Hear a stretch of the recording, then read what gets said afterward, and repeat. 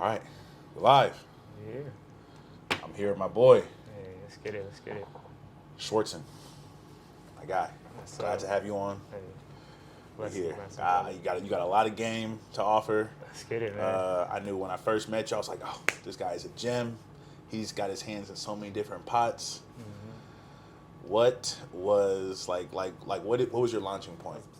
Thank you for asking me to be on the podcast. Absolutely. You know, like, again, as I was mentioning before, like to be on a platform with another brother, Yeah. someone who looks like me. You know, being able to have authentic conversation. Again, I've done dozens of podcasts. You're the only second person of color, like brother of color. Yes, Usually sir. it's ladies of colors. Yeah. For men of color, we don't always have this opportunity, this Right. platform to do that in this way. And so, again, I thank you for that. Thank you for the opportunity. Yes, sir. But yeah, we met at the Boys and Girls Club. But my upbringing, I was a club kid. I was a Boys and Girls Club, kid, in really the Bronx, New York. It was the Bronx, New York. I was born in Brooklyn, but I spent 6 years in the Bronx. And before that, after that, I moved out to Staten Island. So I'm a New Yorker through and through. Yes, sir. Spent the rest of my high school years up in Staten Island, middle school years in Staten Island. So a lot of people don't know. They do know. I don't always, voice it off the top, but I was in foster care. And so I was abandoned at the age of 1 and grew up in foster care until 15. And so I always tell people, I did 15 years in foster care. In New York City foster care system is a lot of negligence. And so eventually I found my launch to platform was me finding out my biological family. So I had this like Oprah Winfrey story, the kid who found his family after 25 years. And for me, that was an opportunity for me to, find out who I was as a person. Found out the truth, because you hear, through the grapevine of what happened and, gossip through the foster care system. And you, as a kid, you don't really put 2 and 2 together, but you keep that in the back of your mind. As an adult, I went on my own search when I was 25 years old, and I was homeless at 24, and I went on a search for like 6 months, trying to find out who I was as a person. Because of a breakup in a relationship, I had to go on this journey, the soul-searching journey, this journey to find God, this journey to figure out who I was as a man, as a black man, as a professional athlete. I was cut from a team in Spain, which allowed me to be homeless. And, we can unpack all of that. It's a lot to the story. But, for the most part, that was my upbringing, foster care, who was able to, make it out the neighborhood through basketball and then find his family at 25 years old. Wow, already a very compelling, powerful story. How did you go about tracking down your biological family, and what was that reunion like? Yeah, it was it's two parts to that story, two different sides. Again, the mainstream media Oprah Winfrey side, I was on like TBN and I told them the story. And again, the interviewer was a white male. What's TBN? TBN, the broadcast network. And CBN, the Christian Broadcast Network. Oh, yeah. So I did an interview for the 100 Club or something like that. Okay. It's a Christian network, Yeah. So they picked up the story because I'm a believer, I'm a Christian, and they wanted to figure out how do you tell this story in a way that it's going to bring people to Christ, to know the Lord. And so they picked it up, and so I ended up telling them, again, it's a different story because they look at me as like, poor kid. It's called an ignoble savage, he made it out and things like that, and like, thank God, that kind of thing. And I didn't feel the empathy and the sympathy, or, I wasn't looking for that, and I knew they didn't understand. And so that journey of finding my biological mother, because I had no recollection of who my father was. My biological mother, I was abandoned at 1. I was 1, my older brother was 2, and we navigated through the system for years. And so I ended up going to my first foster care system. So the narrative was he was abandoned at 1 year old, and the neighbors heard him crying, and the police came, CPS came, and now you're in the system. So that's what I was told. And 80% of that was true. I was left at home. Mom's was negligent simply because she migrated from Haiti.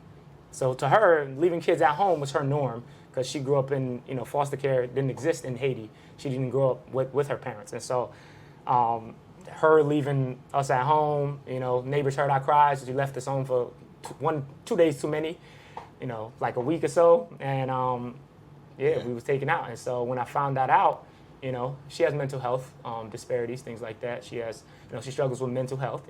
She's, and on my dad's side, he had I'm one of 12 kids that he has. I'm number 7 of 12. and he actually passed like maybe 5 years before I found out who my mom was. But I heard, his story is a little different. But the reunion on my dad's side was a little bit more lighter. It was like, people were trying to look for me. Like I had older brothers who was in their 40s, in 50s. So he had a whole bunch of kids, and so it wasn't as traumatic, I would say, or dramatic. On my mom's side, it was a little different because she had 5 boys. I'm her last boy, and everybody was trying to like look for us, and like people were blaming her, blaming the system. They changed my name, changed my social security, changed everything about it because that's what you are. You're awarded a state in foster care. Exactly. Yeah. And so that was a little bit more dramatic, and I felt like it was a lot of fakeness going on in my biological family. And I'm a grown man now. Like where was you at when I was, when I was homeless? When I was, getting had to fight in foster care. Where was you when I was joined the gang at 13 years old because I had to fend for myself? Where was you at when I was 8 years old and taken from one foster care to? So where was y'all at? And so right now it's not a kumbaya kind of moment because I got a lot of hate in my heart, and I had to let that out. And those emotions as a numb black male growing up as a kid, all you full of is pride, and all you got to look forward to is sports. All that came out at once when I finally found out who my uncle was, who my aunt was, my cousins, and things like that. Did your brother have a similar set of emotions as well? Because you said you guys were in the system together. Right. No, he was very numb. He was very quiet kid. I was, again, athletically gifted. He was gifted academically and intellectually. And so for me, it was, I'm rah kind of guy. I'm angry. I'm impulsive. He was very calm. He's the exact opposite. And I think that's why I kind of took on this, this persona of being an athletic, just a jock throughout high school, because he was always smart. He was always known within our foster care homes as the smart kid, as the gifted one. He went to the school. He played saxophone when he was young. He played violin, And so when he was 26 and I was 25 and I found him, it was like, like he didn't get that emotion. You guys were in the system together, and then you guys were separated at some point in the system. Nah, we stayed together throughout the system. Oh, you said when you found him.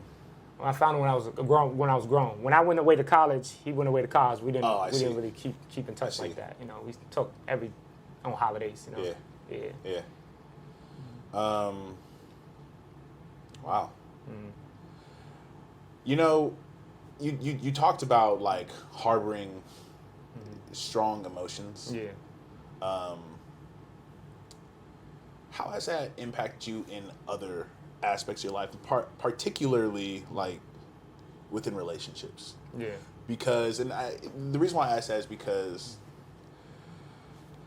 we all have family issues. We all got, right. You know what I'm saying? It's just, and I think the trauma that I had with my family kind of spilled over in interpersonal relationships. Yeah. You know what I mean? I had 2 older brothers, 2 younger brothers, and my parents didn't really always have it together. Right. And, in my dealings with women, I actually had a few women telling me, like, bro, can you chill? Because when you get mad, you get really mad. Like, I had to let part of that go. I had to unpack that. I had to figure out why I act the way I act. Because now it's starting to bleed over into another aspect of my life. Yeah. What parts of your life did that bleed into? Yeah. Did that start to every part. Yeah. Every part. I mean, literally every part. Like, as men, we internalize things, right? Yeah. And when we are expressive, it don't come out in a healthy way, which is why we're like youth empowerment coaches now, right? Yeah. We both deal with, young youth. We're educators, to kind of figure out the mind and how the mind works and the emotional side of the mind. And also the rational side. And I wasn't thinking very rational when I was younger. Everything was impulsive, right? So you got to think about it. 8-year-old, I'm moved from one foster care home to another, and I'm met with strangers. And these strangers now have not just power, but also influence, like actual influence over me, in the sense that their emotions are going to affect me. So I'm in a house full of gangbangers. I wasn't no gangbanger in the Bronx. Yeah. Like everybody in the Bronx, we was cool. Like I got moved to a whole nother borough, and I had to take on that persona, that alpha male persona, because if you're not rolling on somebody, guess what? You're getting rolled on. Exactly. And I didn't want to be no punk, and I didn't want to go out like that. And so I took on that mantle throughout middle school, Got into my first fist fight, threatened to blow up school officials at one point. I was nearly, kicked out of middle school and robbed a teacher at one point, not at gunpoint or anything. I just went in her purse and stole some money. And then eventually I ran away from that house because I know that I was angry. I was just angry all the time. And no matter what I felt, it will always revert back to anger. I could be frustrated, it led to anger. I could be sad, it led to anger. This anger thing, and then in high school, when it bled over to pride, when I'm dealing with girls, when I'm dealing with things, I just shut down. Because I'm like, my emotions weren't welcome, and who you are, you kind of attract in that way, And at that point, I was, attracting, cheerleaders and girls who also weren't healthy, and so I didn't think about the healthy emotion part of my life or healthy, relationships until I was like 26, maybe when I recommitted my life to God and, gave up fornication and things like that for myself. That was my personal journey because I had a problem with women. I had a problem with fornication. I had a problem with lust and things like that. All while, again, this might be a little explicit. I don't know who's listening, but I was also being sexually assaulted at 8 years old. And so I'm introduced to this new foster care home, and nobody's protecting me. Yeah. And so now all that's going on. The kid who sexually assaulted me, he's now kicked out. I see him punching police officer cars. See him coming arrested. He bringing the heat, all while being a gang member. You know what I'm saying? And so all of that kind of like, I got therapy. I can speak about it now because I've been in therapy for like 2 or 3 years about those things. And it's things like that where you harbor that in. You repress it, you forget about it, and then one day it comes out in a way where, again, I emulate a lot of our brothers who are in the system, who are in prison right now because of one bad move or because they exploded on a girl that triggered them, and now they choked them to death or something like that, or aggravated assault. They went off on somebody. I got a lot of their backgrounds, and so that's why that's what was the emulation of like my first book, Be Your Own Hero, where it was like I got to do something. I don't want to go down that path. Something has to change. Like on the surface level, I look very successful. I earned a college scholarship, made your way to college graduate. I'm doing my thing, but on the inside, I know I'm dying. That's why my faith in God was really what transitioned me where I know I'm living by grace right now, and it's not that. I did something, a self-help book or something like that.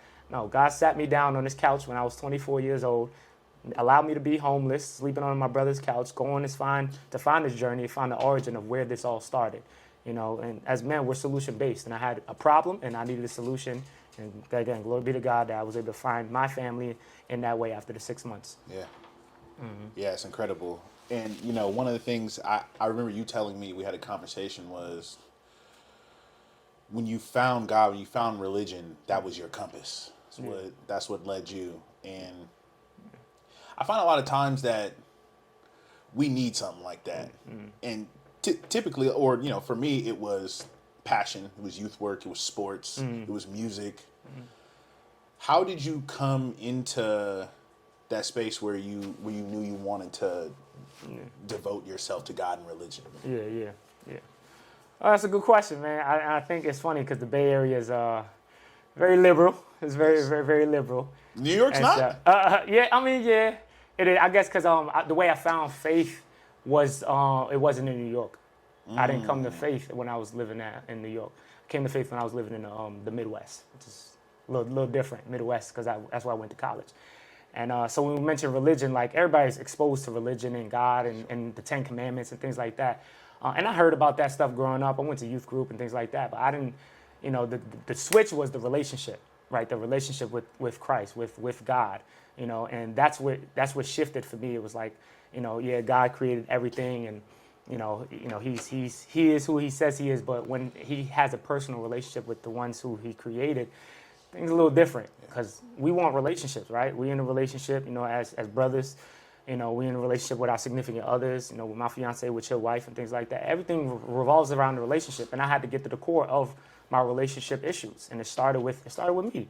And so I'm the bottom line factor, and that's I take accountability in a lot of ways. Even though things happened when I was younger, I can no longer make the excuses of woe was me. I'm a damsel in distress. No one come to save me. No, I got to do something. I'm a man. I got to take responsibility. I got to find my own faith. Like the prayers of the saints and the grandmas and the people at the church, they did due diligence when they had it, But it's up to me at this point. It's not, at some point, we all have to, again, take a grasp of our faith.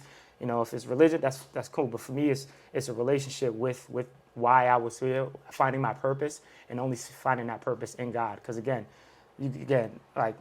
very successful resume, basketball, college scholarship, played 3 years college, went overseas, played in 6 countries, played in 4 countries, played 6 years. And, it's like at the end of the day, like, what's all that really mean, Yeah. The rubber meets the road, you got money in your bank account, you got the cars, you got everything you've ever wanted, and you're still empty inside. And so when I started reading the Word, when I started reading the Bible, Ecclesiastes, which is, written by this guy named Solomon, he talks about everything is vanity. The only thing that really matters is to trust God, put your faith in God, be happy with your family, and just, continue to give God glory. And that's why I found my peace and faith in. Do you think you finding your faith has helped with accountability? Absolutely. Everything. One of my favorite biblical quotes is, faith without works is dead, which maybe not be biblical adjacent. No, it is, yeah. Okay, it's in the book of James, yeah. And I take that quote and that mindset into youth work, into coaching, into workforce development. Whenever I'm talking to young people, you can't just manifest and expect things to come to you. Yeah. Gotta put in that work. Yeah. Do you finding faith help you with moving forward? Because it sounded like you were facing a lot. Yeah. Did it help you shift that accountability? When I went into the faith? The only thing that, again, we look at religion, we look at I do spoken word, right? And I said, one of my pieces, I say, I thought religion required rules and led to punishment, but relationships require trust. We are his creation since he made us from dust. Therefore, trust in him is a must, not an add-on or a plus. Not just because, but just because, right? And so that poem right, like that bar right there, or piece of poetry, it's like just because, like it's an aspect of relationship. Like we don't really know why we do what we do. Like 9 times out of 10, we develop a system from our parents, or from our societal rules, or from our gang culture, or from our neighborhood, from our community. We develop that system. At some point, like you have to understand that you have to get outside of that system in order to really understand who you are as a person. And I had to get out of the systems that I was born into, bred into, the foster care, the basketball, the hoops, the black man, and figure out my purpose as an individual, as someone who believes in a greater purpose for himself. And so when I became around other brothers and who were also on that same path, which is people who are Christians in the faith, I found out that they struggle with the same thing. That it's not this religious picture that they paint that you come to God and now everything's wiped clean, and you come to God and you automatically stop smoking and come to God and give up those things. It can't happen for some people, but for my narrative, it was a slow progression. It was like I've been walking in the faith for 9 years, and I didn't stop fornicating until 4 years ago. In that time, I needed accountability. I had an issue. I had an internal issue with sex, with that level of lifestyle. For some guys it's pornography. For some guys it's smoking. Some people, whatever your vice is, it only numbs you for so long. And I need to relearn the feel. I need to relearn the emotions of being not being a product of my society, but being a productive young man, just someone who wants to be a family man one day. Yeah. You told me you went to school in the Midwest. Yeah. What college was that? It was called Philadelphia University. Okay. Yeah. And straight out of high school, scholarship, basketball scholarship. Basketball scholarship, 17 years old, man. Yeah. How far did basketball take you? It took me, my first year was in Finland. Everyone knows Lottie Markkinen, right? From he plays for Utah Jazz now. Right. Lottie Markkinen's coach was my coach in Finland when I went out there for some tryouts. And so my rookie year, 2016, 2017, I played in Finland. After Finland, I came back to play for the NABL, which is in Grand Rapids, Michigan. Yeah, okay. Yeah, Grand Rapids Danger. We went to the Final Four. That's when I transferred over to Spain, went to a little combine out there in Spain. Got cut, and then took a little hiatus writing my first book. Trying to find out who I was, because I brought my significant other there at the time, and you don't want to really mix that. I was missing practice, so it was all on myself. Again, as athletes, if you're not putting in the work, you can't cheat the game. And so I was cheating the game. I was like, well, I did 2 years. I got a little resume. I'm no longer a college player. I'm a pro. And so when you cut corners in professional leagues, not only coaches know this, but your work ethic. You know, everybody's at the top. You at the cream of the crop. You're the top 1% of the world who's getting paid for your athleticism. And they're not just paying for me for my jump shot. They're paying for me with my work ethic. You staying on time. Like I done seen guys who was not necessarily in the league, but they had league potential. They brought their girlfriend over from America, flew them out. They missed practice one time and they got cut. Wow. And we talk about these strong like 6'8" dunkers and all that. And so I'm 5'11", 6 foot. I can't cut corners. And so I did that and took a year hiatus. Pandemic hit obviously. Then went over to Turkey. Played in Istanbul for a little bit. Came back, wrote my second book, and then went over to DR. And that's when I realized in 2022. That's when I realized I think it's time to hang up the shoes right now and just play and just be a trainer. And I thank God for being able to train kids and impact the next generation. Okay, so I always ask this question to former hoopers. What was it like letting it go? Was it difficult to let it go? Yeah. What did you miss most about it? What was the most challenging part about it? Yeah, I know when it's your time, it's your time. Okay. When it's your time, I realize shout out to your boy AC. Like when your body's sore and all that, and you're like, oh man, when it's that, is it worth it? Yeah. And what am I sacrificing to get to this now? Like I didn't chase the dream. Like every kid from the neighborhood got a dream. When you achieve that, it is a level of satisfaction that comes with it. I didn't tell myself I was going to buy my mama house. I didn't adapt that narrative. When I saw pro ball, when I met my first professional basketball player, I said, I want to do that. When I met a pro ball, I didn't say I was going to the NBA. Like the mecca of New York City is the mecca of basketball. I was a hooper. I was good at it. I was athletically gifted. And so when it was my time, after 6 years of pro, I was like, I can train. I can do something. I can transition. Not to mention my single-mindedness when I was dreaming about being a pro. I didn't believe in myself as an author. I didn't believe in myself as an intellect.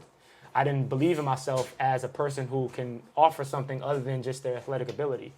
I didn't see myself as that. But when it came to the point when I'm writing these letters to my long-lost family, something begins to happen. A new process begins. Yeah. And so as that new process is beginning, basketball's kind of waning on the priority list slowly. It wasn't immediately, okay, this is it. I got hurt. Like, it was cold turkey, that kind of thing. It was slow. It was like, okay, year after year, take it year after year. Taking it all in stride. Taking it in stride, Sounds exactly. like you're taking it in stride. And so when I finally let it go, I'm like, all right, I can play rec ball. I can still, get up and down in LA Fitness, and I'm good. Yeah. You can come get this work anytime. That's it. I got you. Don't even worry about it. Right. How has your viewpoint on leadership changed as you've gone from player to trainer and coach? Yeah. Leading by example. We talked about your high school basketball coach, and I had mine. I realized I'm a coach now. Yeah. Like I'm not a player no more. Yeah. And so seeing my kids, I coach AAU, I train and everything. After we lost in the championship a couple weeks ago, and the parents went out, everybody went out. We having a good time. One of the parents offered me some beer. Mm-hmm. Again, no problem for anybody who do that. But I knew, and I drink wine. You see, we drunk wine together before. You know what I'm saying? Keep it real. Sure. So, yeah. But I knew in that moment, I got to be a role model to these kids. And some of them, not all the players went. And I told them, I'm very transparent. I'm transparent with my kids. So some of your dads offered me beer, and then one of them looked at me. One of them who wasn't there, he's like, "You drink beer, Mr. Coach S? You drink beer?" I looked at. I said, "Why are you judging me? I can't even. You know what I'm saying? Why are you judging me?" I said, "No, I didn't drink the beer because I knew you guys kind of look at me that way. But I'm a human being. I'll let you know. People are allowed. I'm allowed to have an adult beverage. Absolutely. In that way. And so, yeah. It is a like what they call a halo effect around people who are role models, who hold themselves accountable, who have integrity, who speak life into people, and they want to know in the backside, like, is he really like that, or is he kind of putting up a front? And I'm not one of those guys who's going to be a public success but a private failure. I'm very big on being, in my private time, I'm doing something constructive. I'm writing books. Like I'm meditating with God. I'm praying with people, with men's group. I'm doing the things that again, not perfect. I'm not trying to preach perfectionism and things like that. But compared to where I was, this is the life that now God has me in. And I need to represent myself accordingly because I don't know who's on the other side of that. How did you start getting into other ventures like authorship? And spoken word. What did that, was that like a pandemic thing for you, or? I did spoken word. For the purpose of spoken word, it was a way to express myself in a way outside of athletics. Growing up in hip-hop culture in New York, like, my favorite, they say rapper, but my favorite hip-hop artist was Nas and Pop, just hearing them over and over. Brenda's Got a Baby, for Nas, it was like Illmatic, the Illmatic album. I always had everybody wanted to be a hip hop artist, growing up and so I didn't know how to do it, though. I didn't, you could rhyme words, but it's an art to it. Sure. And I didn't get that art, like that flow, that dance, that creative side until after the science of basketball was kind of in the back burner, took a little step away. And so my spoken word was a form of expressing myself to God. It was the only way I knew. I couldn't sing. I couldn't really dance that way. I could dance, but, for me, it was that the wordplay to express how I'm feeling to God was what activated it. And I saw spoken word artists who were Christians, and so I echoed that same sentiment. If I want to worship, I'm going to worship through that, because, again, people criticize you, you're not good and things like that. And so I wanted it to be a way of focusing on the Lord. As far as leadership, I didn't have my first mentor until my high school coach was my mentor, but college.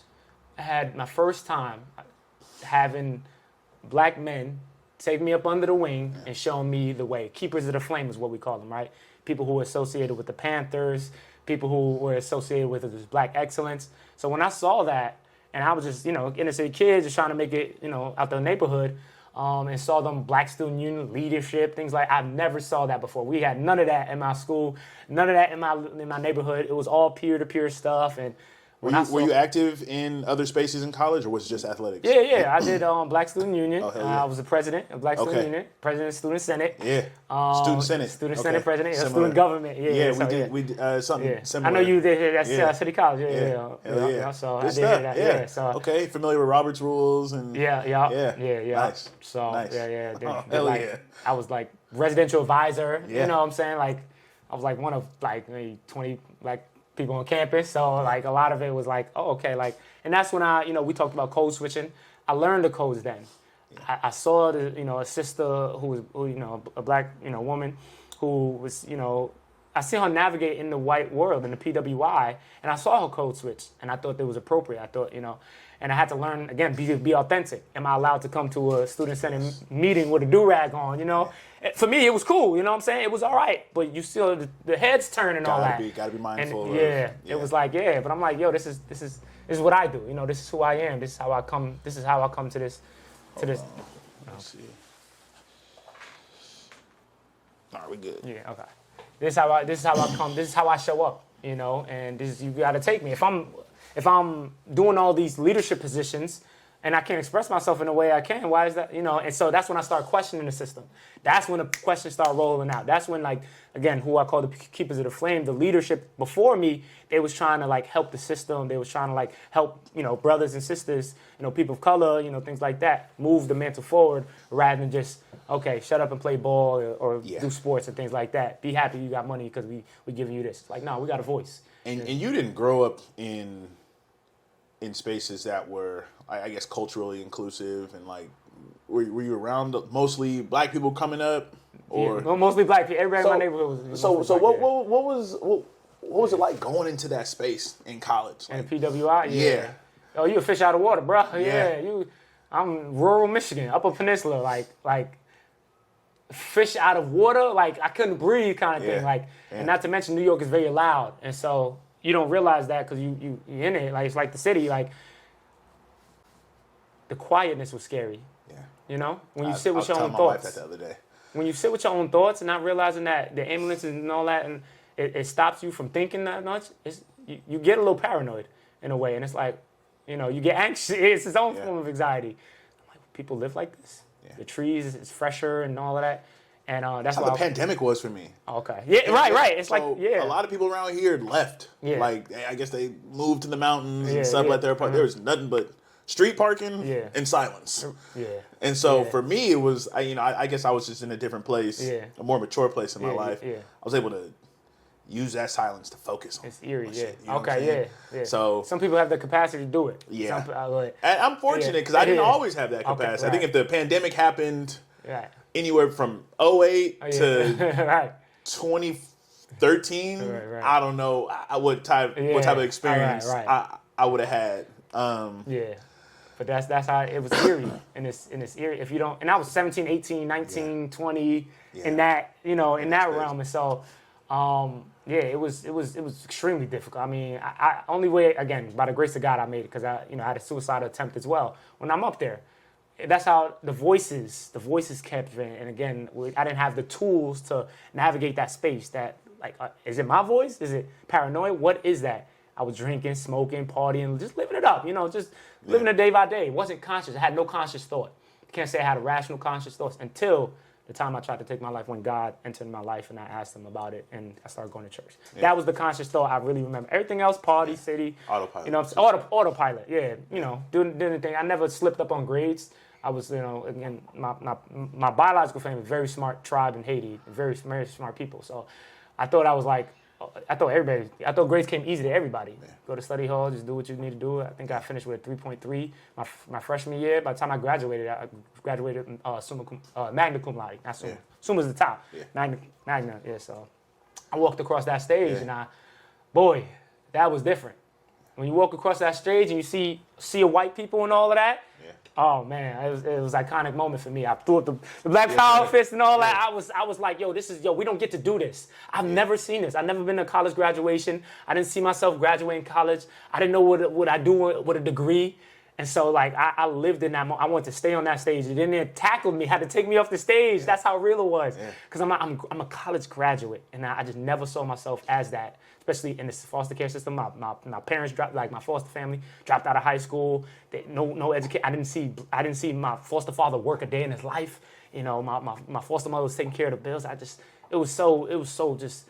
I wanted to soak in that moment. And a picture like that, when you walk across the stage, I'm getting emotional about it now. It's like, damn, I'm here. I could have died right there, and I could have went to the promised land, and I would have been satisfied with my life. For me, that was bigger than the basketball, being a pro, signing my first pro contract. That was bigger because it represented something I'd never dreamed of. It was never a thought.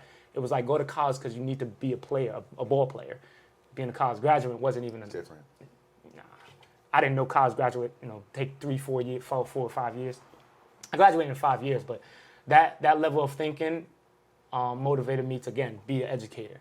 I went to school for business, but now I'm an educator because the impact of seeing other young African-American men of color in spaces of education is rare. You are an anomaly. It's mostly dominated by women, by sisters, women of color, things like that. Even white women, what I'm saying? And they do a good job being empathetic and all. But there's a level of authority that comes with the man being inside of those spaces that it is respectable. I found that's always worked against me.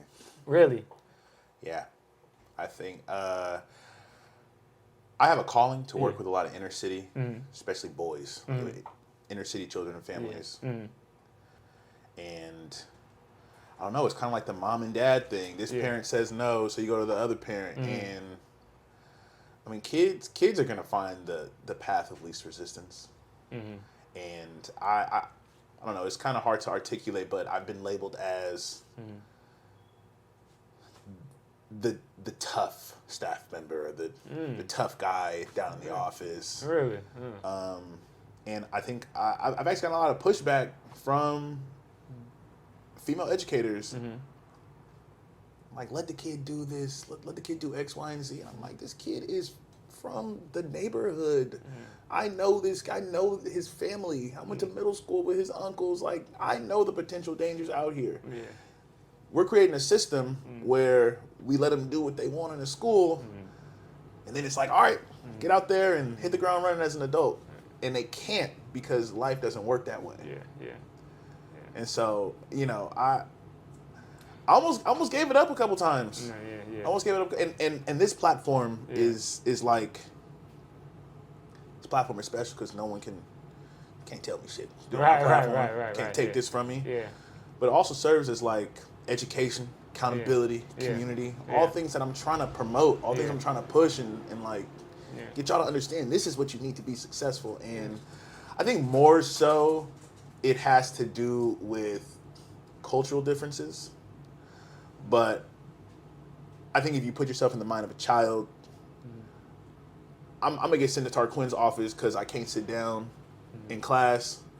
but I'm gonna try to get up out of there. I'm gonna stop at Miss So and So's office, Right. and and I think there's a space, right? I think that masculine has to make room for that nurturing, right? And I genuinely do try my best, but I've noticed that I've gotten a lot of pushback for being too rigid. Like Tarquin is too rigid. I'm really me. I'm too rigid, and it's like you have a standard. You have a standard, and it's all right to hold. I think that's growing pains is what I call that, right? Yeah. Because my experience is totally different. I was so embraced by again like women of color, like black women. They built my platform when they saw a brother on this book. Come on in, like let me get you hooked up with such and such, and oh, you wrote a book. It's not too many of y'all, and I didn't know that. I didn't, I'm not in literacy or literature. I didn't know what authorship and all that was, and so I'm introduced to this space, and I'm welcomed, and so that's why, like, as an educator, I'm like, as a black, male educator, I was kind of welcomed in that way, and I still keep my standard. So, but at the same, again, I say it's growing pains because not every space I was always welcomed in. Right. Authorhood, it's not too many black authors. Yeah. I wasn't welcome there.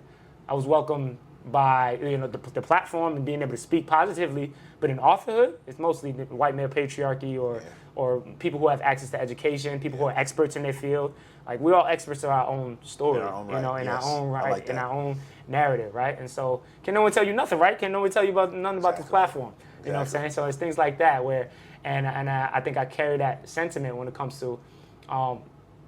to being an authority or a father figure, or big brother, big uncle, however you want to put it, to our sisters, the women who are out there that may give a little pushback and they have their way, because maybe they missed something along the way, right? Right. We're so conditioned to unhealthy parenting, if I could say that, like, or single parent household in those ways, that when there is a male figure, they might associate that with toxic masculinity. They might associate with absenteeism, like deadbeat, or hip hop, whatever. All these things come to mind without even actually getting to know who you were. And I think that's a great point. I actually spent 2022 and 2023 in a lot of debates between black men and black women, and just like around like what is the foundation of the gender war in our community. And I really try to approach each and every topic with as much empathy and compassion. In fact, I tell people a lot, I think any conversation is possible when you approach it with empathy and compassion. When you try to understand the other party's side, when you try to look at it from their viewpoint, it's a lot of misnomers. And I think if you can discuss it, if you can have a healthy discussion and a learning exchange. I love learning exchanges, right? Tell me something tell me what I got wrong. Educate me on this. And I think I think it's very powerful, and it hasn't been all bad. You know what I'm saying? I've been working with children and families for 15 years. It's been mostly good. I've had most support than anything else. And I'm still here. Right. I'm not giving it up. Exactly. I think it's a level of humility that comes with humbleness, right? Absolutely. Stephen Covey, right? He says, seek first to understand, then to be understood, right? But most people don't have that. That's a servant's heart, right? That heart to, let me understand this person, where they're coming from, before I look to be understood by this person. And I embrace that, and I embody that. And of course, for me, Christ set that heart. He had to do a transformation in my heart. Because again, based on my background, I'm not the most open guy. I am more truth than grace, in that way, and if I could put it like that. And I'm learning to have that balance. And I think for me, my fiance kind of helps me get that balance. Authorship. Yeah. How'd you stumble upon this? This is amazing. Yeah, I appreciate it. Yeah. Like these, me hold these closer to the camera. Thank you. Actually, take a second, adjust the light. It's a little dark in here, but we're about to unpack that in a second. This is your first one. Yeah, that's my first one. Yep. Be your own hero. When did you write this one? What's the message behind it? Where were you at when you started writing it, and how long did it take you to develop it, from its genesis? Yeah. Just the black and white version. It took me 6 months to write. 4 months of editing and 2 months of publishing, pretty much. Find a publisher. So that's 12 months right there. Yeah. But I wrote it in a season where, again, searching, right? Every man must search his own heart. You got to search for a bigger purpose. I was just looking and for me, tangibly, not just looking for God, but looking for my actual family. I'm 24 years old and I don't know what bloodlines I come from. And for me, that was big, like my origin story, things like that. And I had a lot of issues. If we're talking about relationships, like if I'm the common denominator in all my broken relationships. Thank you. That's what it was for me. Yeah. If I know that, I'm like, I got to do something. I got to take responsibility. I got to stop making excuses. I got to grow up. I got to grow up and be honest about myself. And so I started writing in 2018, and it didn't publish until 2019 after I found a biological family. And it was just letters about my life. It was an autobiography. That was supposed to be the point of it. And then thinking about like how much I accomplished, I kind of wanted to put some leadership. So it's a 2-part book. It's called Be Your Own Hero, Turning Obstacles into Opportunities. And so the first maybe 9 chapters is about, the first 7 chapters is about my upbringing in New York, foster care, shedding light on the foster care system. I didn't realize how many people didn't know what foster care was, what it was like, what it means to be a warden state, all of that. I give that depiction. I end off with a letter called Dear Mr. Warden, who was like the dictator in the household that I was adopted into. And he eventually passed without ever knowing that I was sexually assaulted, and I didn't come out till 12 years later. So that was the healing process. The next maybe 4 chapters is now high school, about leadership and about like I was captain of the basketball team. I began to find my identity in basketball. And then the final couple chapters has to do with college. How did those obstacles of change, of complacency, obstacles of lack of roots was one of the obstacles. How you turn those things into opportunities? How do you change your perspective? How do you make that shift? And I give practical examples of that. And then the last 2 chapters, we call it the rabbit hole and finding my family, was now it all came full circle. Started on foster care, ended out with this story about what happens when I meet my biological family. Who are they? Yeah. Why didn't they took 25 years to find me? Why did I took 25 years to find them? And turns out they grew up maybe 15 minutes away from where I was. Wow. And all that. Blood family. But again, if the system wants you lost in New York City, people think it's big. I'm from born and bred in New York, like New Yorker through and through. It's only like 469 square miles, and it's only but the population is about 2.5, maybe 5 million around that area, per borough. So the total population is about maybe 10 to 13 million in those 469 square miles. And so that's why most of them are undocumented immigrants, that's New York. I come from a third world country background. And so my willpower to get out my safe neighborhood came from my mom, who escaped Haiti, that came to America to try to make something of her life. Regardless of who was in the way, she was making something of herself. And that aspect of God, I respect as a person, not as a man, not as a woman, as a person who's trying to get ahead, trying to get away from a bad life to try to make it ahead. Because you got to do what you got to do in the game of survival. And so that's what that sentiment is, and when it comes to the book. And again, making no excuse and taking responsibility, and ultimately being your own hero. Powerful. One of the things I always talk to hoopers in general, especially my players, is have a fallback option.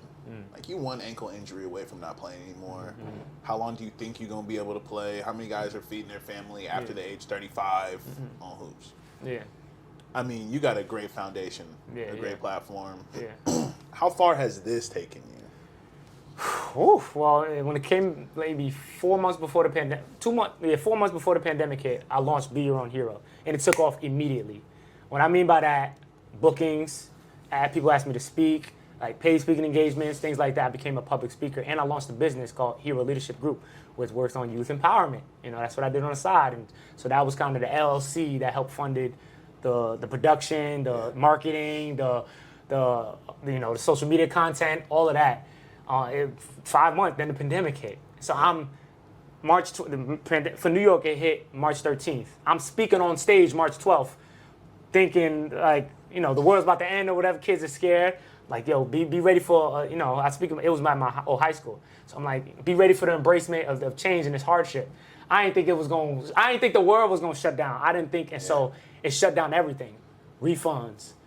500 books, copies sent back because they can't. No speaking engagements. Nobody in college campuses. And I'm speaking to college campuses, so that hit hard. So it blew up real fast, just for everything to stop.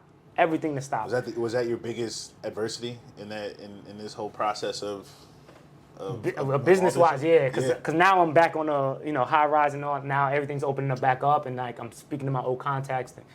I would say it was the most challenging because. Forget the business. Yeah, business is like your baby, right? First 5 months, first year, first 2 years, you really got to feed it, coddle it, cultivate it, grow it. It grows exponentially, yeah. But in that process, if you cut corners and things like that, it's not going to have longevity. And I'm looking at longevity. I'm looking at how am I going to do this long term. I didn't have a plan for it. No pandemic. So spoken word, going in my faith, doing mentorship, doing basketball, training, doing other things, keeping myself productive in the wake of be your own hero, kind of being on a back burner. And so it was tough. Yeah, it's only four years old since 2019, so it's 2023. I don't know when the podcast is gonna come out, but it's 2023 now. You know what I'm saying? So you think about starting a podcast? No. Oh. No, I'm not doing a podcast. No. I'm good on that. Yeah. And what about your second book? Cursed by Sin, Cured by Him. The Exposure of a Prodigal's Heart. This is again like. This is for an audience of college age, high school. This, you have a target audience, what we call in the faith the secular world in a way, right? They have an opportunity for me to be. I need something for the faith. Faith is again what saved my life. Christ is what saved my life, and as that, cursed by sin. Everyone's cursed by sin. Not to get all theological and all that, but trauma is a form of sin. Everything bad, evil, things like that. And I had to go back to the core of like, why do good things happen to bad people? Yeah. Why do bad things happen to good people? And I had a lot of questions about the faith. I had a lot, I wasn't just. Do you still have Everybody has questions. Yeah. Everybody has questions. But the key for me is that I don't question the Creator anymore. I have questions. Come with your question. I don't question in the fact that like I'm in charge. No, that's where you got to lay aside the ego and the pride and the self. Because we do develop that and as to think we're in control. Yeah. And we have, some form of control, but in the aspect of things like God was God before I was here, God gonna be God after I die, and I need to know where I'm going after this life, and I need to understand what I do in this life affects my eternity in a sense. Yeah. So I started thinking long term. And that's what this is about. It's about exposing those inner turmoil things that I had against people, about not loving my neighbor, not treating people well, and not understanding who Jesus was, what his whole mission was on this earth, why people warred over this Bible. All of those questions I asked in the millennial, very palatable language. Yes, in a way that it's not over religious. I didn't go to seminary, I didn't study those things. Yeah. But I had my time where 4 months I didn't have a job in 2021. After I came back from Turkey and I wrote this book, just strictly in the Word, trying to understand, getting other people's perspective, but at the end of the day, believing that Holy Spirit inspired me to write this book. Yeah. What brought you to the West Coast? Oh, man. Transparency, man. I had a mental health breakdown. I had to start over. I had to start in New York. I went back to the old foster home that I was raised in and abused in. And it just wasn't a healthy environment. And so that mental health breakdown led me to enter in a little psych ward for a couple of days. My people was looking after me. My people as in the people I grew up with, my community out there. People was looking after me. But my brother out here, who's been in the Bay Area, he's the councilman for Emeryville. Before I moved out here, he was running for it. And he's like, yo, he's born and bred in, he's a Brooklynite, and so he was like, come out here. I've been doing well out here. Let me show you what the Bay is like. Spend a year. It was really a court order. I had some stuff going on with the court because of the mental health breakdown. And he was like, come out here for a year. Let me talk to the courts. Let's get you settled, man. You've been all over the place, all over here, all over there. I read your book. He read my booklet. He was like, you've been all over the place. Settle down, bro. Settle down, little brother. And that's like, he's in his 40s, and he looked at me like a father. Like let me take in my, he's the oldest. I'm the youngest, so he's taking this mantle of, I got to step in for my little brother, or he might not last too long, because we got a brother who's in prison, so did 7 years, and we got a brother who got shot and killed in the streets in Brooklyn, and that was his closest brother, that was his best friend, and so he came out here, build a company, named it after our deceased brother. And he's like, Schwartz, I see you kind of could have head down that path. Like, let me do my part. Like, let me serve you in this way. Stay here for a couple months, get on your feet. After a year, if you want to go back, do your thing. I did my job. And I ain't leave since. And that was last year. And I've been here since. It's been working out for me. California roots. Breath of fresh air. Yeah, no, man, the weather, listen, my fiance gonna move out here after we get married. That's why I'm like, yo, this is it. Yeah. This is it. Yeah. It don't, New York has what we call a gatekeeper's mentality. Well, I'm one of the best basketball, I think, my personal opinion, best basketball player to come out of my high school because I went, pro and I did college and all that. And I can't have access to the gym. Out here, I come out here 2 months, people handing me keys to their gym to train their kids. Yeah. They don't know me from a can of paint. I didn't submit a resume. They move different. Yeah. And they welcome that. I didn't know Uber was started here and all that. When I saw Uber next to the Chase building, I said, oh, okay. Yeah. I'm thinking it's just, because I used to drive Uber. So I'm thinking it's just a rinky-dink job. I know they got a whole building. The environment, the level of excellence, and again, I don't know the whole history of it, but from face value, what I see, people move like they want to get ahead, and they understand that there's a level. Again, my brother worked 10 years at this company, built a tech company. He's one of those guys who sold it. He never told me the number, how much he sold it, but he's one of those guys. And I respected that hustle and all that, and I was like, if you could have a third world country work ethic with a nice environment that can provide some kind of safe space and all that, you can make it here. Yeah. And so I took it and it's been a blessing. I was doing Boys and Girls Club in New York City, in Buffalo, New York, and transitioned out here. And I was a club kid, man. I love educating the kids, and I love it, bro. I've never done it, and I don't know if I can do it now, but I tell young men, like, hey, consider leaving your hometown. It's a life hack. Yeah, consider leaving for a little bit. My wife is from France, and I think all the time collectively I've spent out there probably adds to like 8 months, which is not enough to really put down roots, but it's enough to assimilate into the world out there. I know how to get from A to B without the Google Maps now. I got a train card. Like I'm in that space, and it felt great. It felt great. It was. I mean, there's the accountability piece there because you got to survive in that space. Yeah. And then like once you're out there, the changing environment. Yeah. It's different. It is, man. It's different. It's life changing. It's life changing experience. I love it, bro. Yeah. I love it. Being exposed again. Exposure like is a good quote. Like a mentor of mine, virtual mentor. He says the level of exposure determines your level of success. Your level of exposure I like that. determines your level of success. Yeah, you're exposed to France, right? I've been to France too. Your experience is different from mine. Where am I going? I'm gonna go Eiffel Tower. Sure. I'm gonna go see the Mona Lisa. I'm gonna go see the Louvre. I'm gonna go see the common. Just like if you come to New York, like your experience maybe as a tourist. I don't know if you know people out there and all that. As a tourist, is different from when you actually know what's up. You know the ins and outs. You know how to get from bow to borough. You know the train system and all that. And you develop that once you, like in France, when you're out there, you develop a sense of familiarity. I can get it out here. It's possible. It opens up possibility. It opens up other realms.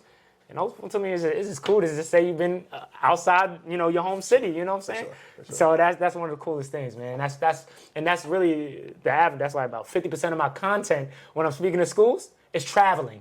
Yes. It's just simply, I took this picture here and I met Lottie Markkinen's coach and he was my coach and all this other. It's just cool. It's just, I think that's a cool thing to like really tell the kids, like it's cool to get out the neighborhood. That is a cool thing. You don't have to stay on the block working for, whoever, whenever, things like it's cool to be out there and explore. Facts. I am positive people have questions about your name. Yeah. That's probably that's the number one question I get, to be honest. The number one question. I always narrow down my top 5 questions I get. But the number one question I get, where did your name come from? So that was the number one question I asked my mom. I called on the phone. I found out who my biological mom. Where my name come from? Why is my name Schwartzen? Schwarzenegger. Yeah. But she named me. She came out from Haiti, and I was pregnant. She was pregnant, and I was in her womb. She had my her 1-year-old son, my older brother. She saw somebody on TV. Sure. You know what I'm saying? Like, that's it. She felt me kick. She said, my son is going to be as strong as this man on TV. Oh, wow. thus the name Schwarzenegger. Yeah. And I kept it. They tried to change it in foster care, but I kept it. When I first met you, I met you as Schwartz. Yep. And then I heard someone call you Schwartzen. Yep. Which I like. Schwartzen's nice. Yeah. And then I think it was Lily who said Schwarzenegger, and I'm like, no, that can't. I was like, is that real? It's like, that's hard. Appreciate it. Yeah. What do you known as in New York? Like your folks? Schwartz. Everybody. I was a dancer. They called me Swayze. Okay. In Buffalo, everybody called me Sway because I was an artist in Buffalo, New York. Yeah. But everybody called me Schwartz from the block. Yo, it's Schwartz. You know what I'm saying? Like, yeah. When I was in like little, people call me Arnold. Yeah, okay. Because Schwarzenegger, yeah. And so, yeah. In New York, everybody got a nickname, so I just happen to have multiple. Hell yeah. Do your players know what your name is? I No. heard you refer to Coach S. Coach S, yeah, because at one point it was so hard to pronounce my name, so everybody just called me S. All right, yeah, so everybody just called me S, Coach S, yeah. They don't know that, yeah. Unless they follow me on Instagram. Some of them follow me on Instagram, so they know about my story. The parents, they thank me all the time. I speak character into them. Yeah. That's dope. Yeah. What were some of your biggest collaborations? Have you had any? Yeah, the CBN one was. Yeah. And that's the recent one? That's they did that during the pandemic. They were going to fly me out. Yeah. But the pandemic hit. I was like, I'll still do it. That was the biggest because that was on national television. And so that was probably the coolest. I had actually one of my best ones though. My personal best ones was here in California, Bakersfield. I flew out last year. They flew me out. Nice check. Yeah. Not gonna lie, the biggest I've received. And I did. I think it was workforce development, something like that. It was a job fair. It was a job fair for Bakersfield. I love them. I hope they rebook me. Hell yeah. That was probably my top one. But I'm also associated with like Trio. With Trio, like Trio's like a federal funded program for college students, low income, first generation low income students who need help. That's my favorite. That's my personal favorite because I identify with them, and I do something for them at least 3-4 times a year where they bring me in. And so that was the big. Oh well, if we're talking media wise, social media wise, we went viral. Me and a Buffalo artist. I hopped on his song. We collabed together. Being a butcher. No. Everybody know Benny the Butcher. No, his name was One Love. Me, him, and a sister named Luna. It was called Unity. A song called Unity. It was just before the pandemic hit, and it brought to light. We was radio shows. We did public spaces and all that. Yeah. That was the biggest time. Like as far as like where I knew going viral was a thing. I didn't know going viral was a thing at the time.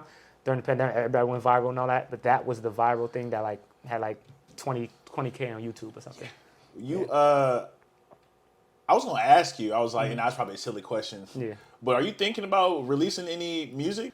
Like, have you ever? Because gospel rap. Yeah. Some of it is hard. No, it is. It's coming up. Some of it is hard. No, it's coming up. Yeah. You ever thought about it? I'm on two. I'm featuring again. One Love is like my mentor. He's like a little brother. Like I love him to life. And he's got at least 7 albums out there, bro. Wow. Like he's legit. Like I'm like, yo, bro, you keep going, keep going, like keep hustling, keep grinding. Yeah. Like he's been on some phenomenal stages, and honestly, I look forward to working with him every year. And every 2 years, I drop a song with him, but it's only spoken word. I don't do like rap because per se. I do spoken word. Not your lane. Not my lane. Yeah, I love spoken word. What if it was like? You could really monetize it. I just prefer. You're not turning it down, but you're also. Yeah, I'm just. It's not like I can sit down in the studio and just be like, yo, in a booth kind of thing. Like he can do that. Yeah. I've seen him do it, and he uses my story inspirational. Yeah. Like he's the pinnacle. I think he's like Buffalo's light is what I call it. Like, he's like one of my close. I was the best man at his wedding. Yeah. Like love him to life. Yeah. I do it for him because I find it inspiration. I think you have to be inspired by that, and the creative process is different from everybody. Like your boy AC, like he talked about he has 50 paintings hanging up in his mom's house, right? Something like that. I don't know if I could do that with every single beat that I hear. Yeah. I can do it with things that I hear, and I feel like it's being led by God. With him, he sends me the right beat. He's like, Sway, this is for you. Sway, get on this. Like, and I do it once every 2 years, and so it's coming up in my second year. I'm gonna drop something else for it, and I'm sure we can put the link description in the comments below. I got you. I got you. Yeah. That kind of segues to what I was gonna ask you next. What are your next big moves? Your future plans? I know you always got something cooking. Always, man. And so going into 2024, at least one engagement, paid speaking engagement per month, so that's 12 in total. But really my focus right now, I can't help but think about my wedding coming up. Yeah. And so I know that's the big thing for me, being a family man. But business-wise, I am in the middle of literally writing a book. I just dropped my second audio book last month. And so it is Be Your Own Hero. I didn't want to do that because it's very traumatic. But it's been a little bit of a demand. And so I'm writing a student leadership book right now. Do you narrate your own books? I do narrate it, brother. Okay. I do. Hey, we got to have representation out there, because they asked me to you want to do it, pay somebody else on Amazon or something like that. Representation is important. Yeah. You know what I'm saying? Like, it is important. We don't have enough representation. That's why when 50 dropped his book, Work Harder, Work Smarter, and he narrated it, I'm like, yeah, okay, I need to cop that. I need it. Yeah. So, I'm working on it's called Empower the Hero Within, student leadership. I'm getting up there in my 30s now. I'm 29 now, but I'll be 30 soon, so I could. Oh wow. Yeah. So I'm working on that, expanding the business, and just again in that space of staying deeply rooted, so I'll have longevity, so that the people who book me are gonna rebook me every year until I stop public speaking. So Well, it's powerful. Where can folks find you on social media? Yeah, I'm on social media. Schwartzen.Précil. Very, very basic, very generic. Yeah. Schwartzen.Précil. Also, my website. If you have professionals on here, I know it's going to be professionals. All audiences and all that. We're gonna link everything. Yeah. My website, Hero Leadership Group. Yeah. You bring me in to speak and everything. And I'm definitely heavy on YouTube. Yeah. I'm on YouTube as well, just like this platform. Yeah. Okay, well, you got the social media presence, you got the leadership group, you got the books going, you got the hoops still. Man. Yeah. Doing a lot, man. You're doing a lot. Thank you again for joining me on this platform as I'm just starting to launch it. Yeah, that's good. Hopefully we can have you again for later on down the line, right? Yes, maybe some different topics or collaborations, maybe. Let's get it. What I'm saying? Let's get it. Other than that, let's get it. Appreciate you. We're gonna Appreciate surf. you, brother. Yes, sir. Let's get it.